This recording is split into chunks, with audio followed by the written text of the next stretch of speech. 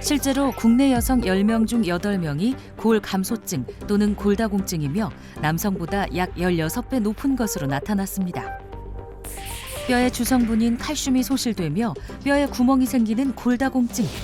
텅 빈 뼈가 되기에 가벼운 충격에도 골절로 이어지기 쉬운데요. 골절은 근육 감소, 욕창, 폐렴과 같은 합병증의 발병률을 높이고요. 뼈가 산산이 조각나는 분쇄 골절로 이어지면 생명을 위협하기도 합니다. 골다공증으로 인한 골절은요, 후유증이 더 무섭습니다. 실제로 엉덩이 부위인 고관절 골절상을 입은 환자의 40%는 혼자 걸을 수 없고 33%는 무려 1년 동안 요양기관에 의존해야 합니다. 뿐만 아니라 다시 골절이 생길 확률이 50%에 달하는 것으로 나타났습니다. 이제는 내리막길을 걷는 것조차 두려운 기순 씨. 뼈가 약해져 있는 상태이기 때문에 한 번의 실수로 넘어지기라도 하면 치명적이기 때문인데요. 특히나 겨울철 빙판길은 더욱 위험하죠. 혹여나 또 뼈가 부러지진 않을까 한 발 한 발 내딛는 게 조심스러운 기순 씨입니다.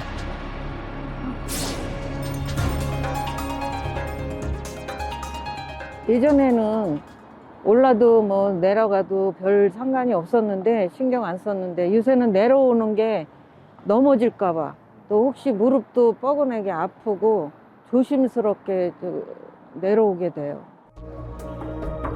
느려진 걸음 탓에 보행 신호가 빨간불로 바뀌기 전 횡단보도를 건너는 일도 벅찬 상황입니다.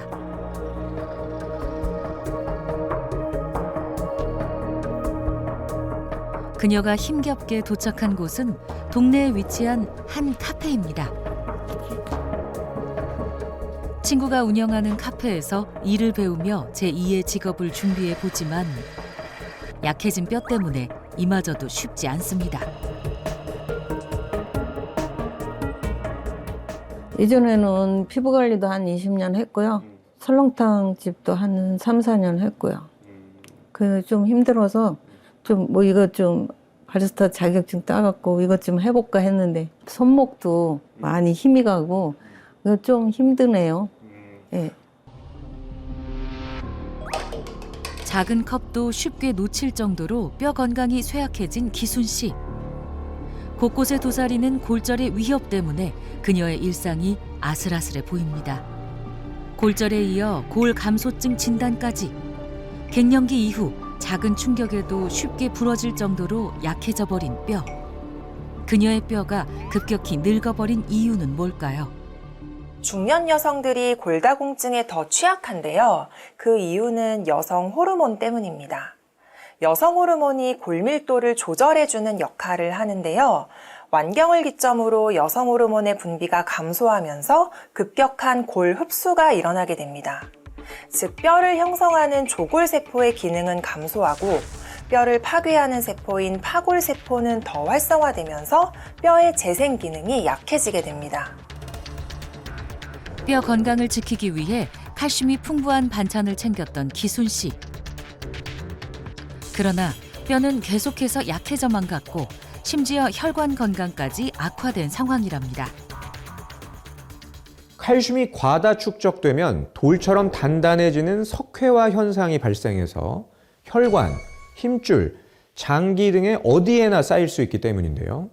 그야말로 온몸에 돌이 생기는 거죠.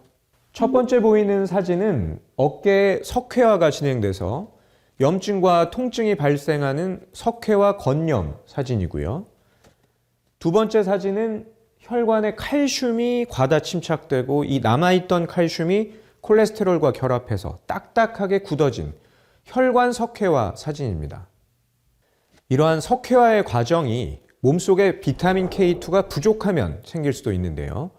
모두에게 적용되는 것은 아닙니다만 이 현상이 지속되면 혈관을 막아서 혈류에 문제가 생기게 되고 심장에 혈액을 공급하는 관상동맥이 굳어져서 동맥경화, 심근경색, 뇌졸중 등의 심뇌혈관 질환이 발생할 수 있습니다. 실제로 칼슘 섭취와 심혈관 질환 사망률의 연관성을 추적 관찰한 결과 칼슘을 과하게 섭취한 그룹이 그렇지 않은 그룹에 비해서 사망률이 증가했다라는 연구 결과도 있는데요. 중요한 건 나이가 들고 혈관이 노화될수록 혈관 석회화가 증가하기 때문에 혈관이 딱딱해지지 않도록 노력해야 한다라는 거죠. 실제로 복부 대동맥의 석회화 지수를 조사한 결과 나이가 들수록 혈관 석회화가 증가하는 것을 확인할 수 있었습니다.